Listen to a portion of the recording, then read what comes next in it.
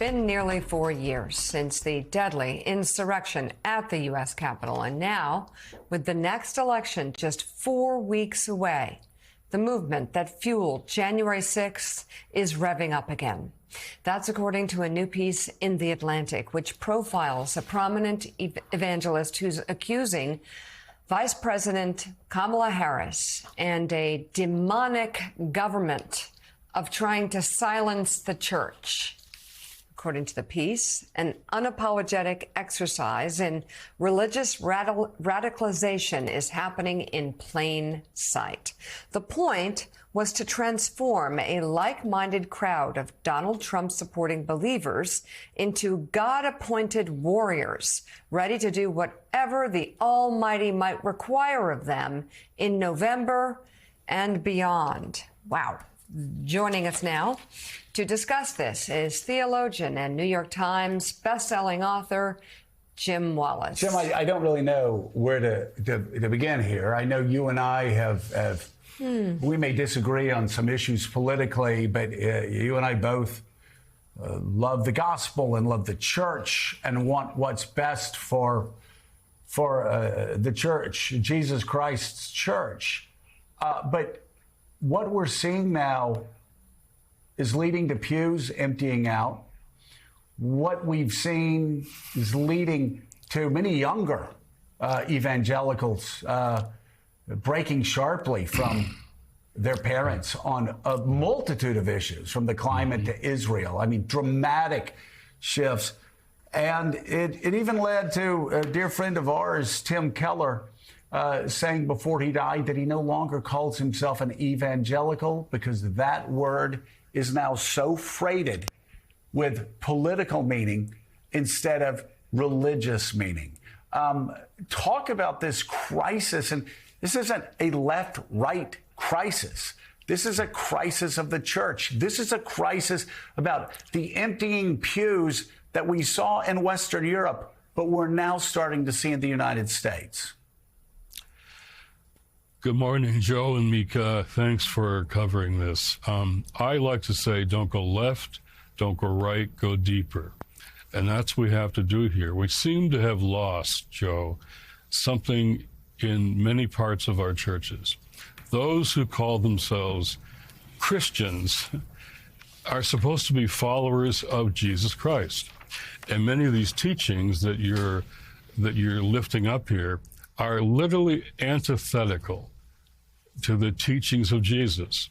In that rally that Mika talked about, their favorite word was warrior. In fact, they said, say warrior, and the crowd chanted warrior. They're God-appointed warriors, they say, to help Donald Trump win the election. Well, Jesus said, blessed are the peacemakers, for they shall be called the children of God. And some of these people in this movement, this militant power movement, say that Christians have been too loving. And Jesus says, love your neighbor as yourself. Don't turn your neighbors into enemies. Love your neighbor as yourself. And that shows whether we love God or not. So in that rally, they talked about fire. Go in the fire, you'll find Jesus in the fire. And he'll set you free from the fire. That's not what the gospel says. John says, you will know the truth, says Jesus, and the truth will set you free. And as Mika said a while ago, we keep hearing lies and lies and lies. Jesus says the truth will set us free. So how do we bring Jesus into this conversation that's become so much a false religion, what I call the false white gospel? It's so politicized now. Let's bring Jesus and the text back into the conversation. Jim, this is Gene Robinson. Presumably, these preachers have read the gospel. Presumably, they're familiar with the Sermon on the Mount. I mean, how do they justify? What is their rationale for completely departing from that, for ignoring what Jesus said and what Jesus taught and what Jesus did? How does anyone who calls himself a Christian preacher do that? They're actually saying, Gene, that those teachings don't apply. Loving your neighbor doesn't apply. The image of God doesn't apply to this moment. They are reading what they said. I couldn't believe this. I want to quote it right. We are preparing for war. I am not on this earth to be blessed, but to be armed and dangerous. Followers of Jesus are not thought to be the ones who are armed and dangerous.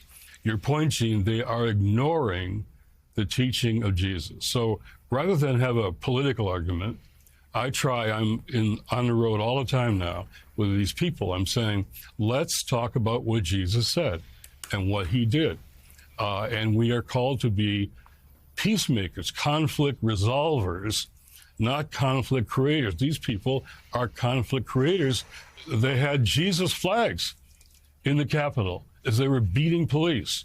So this is a movement that's gone afar from the teaching of Jesus. The good news is there's a new movement afoot, really an old movement. I see diverse Christians and others all around the country who are confronting and countering this white Christian nationalist movement with the teaching of Jesus. To your point, it is white Christian nationalism versus Jesus Christ. And the more we frame it that way, the better conversation we're going to have.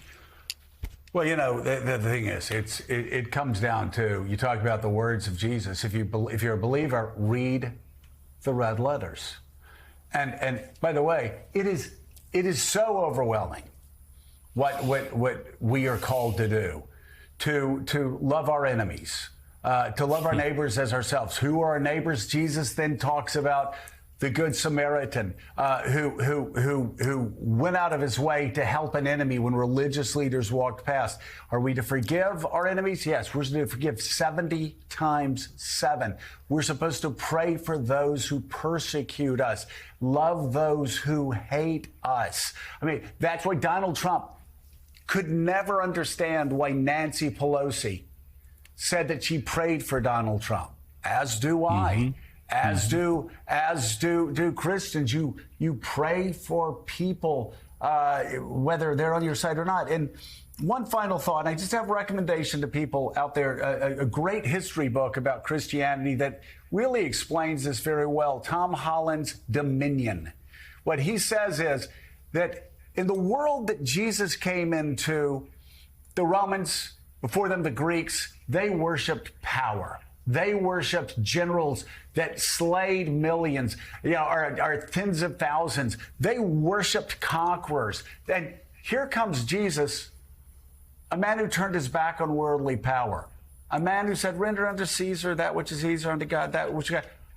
A man who died the most humiliating death, a slave's death on a cross.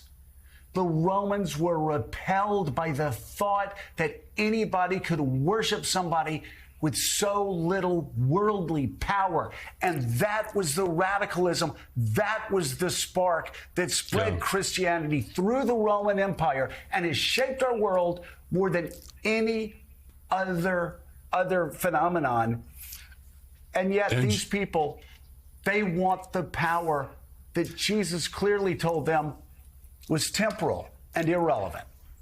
Joe, that's the heart of this issue. It's a movement for power, using religion, abusing religion to gain political power.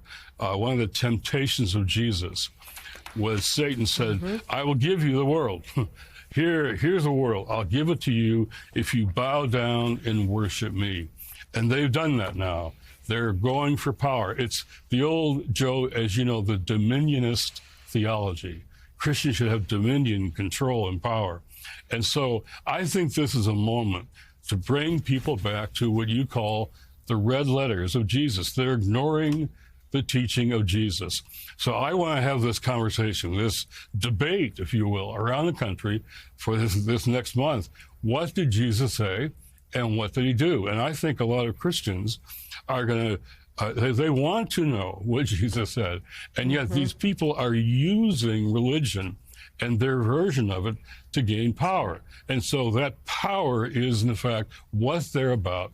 And Jesus says, I've come to bring you a different way. Love your neighbor, love your enemies. And she said, this is what Jesus said. So maybe this could be a moment where we actually come back to Jesus in the churches. And a whole lot of young people I teach are watching and waiting to see what Christians do, where they stand up and speak out or not. So this is a test of democracy, as you point out, every day. It's also a test of faith, the integrity of faith.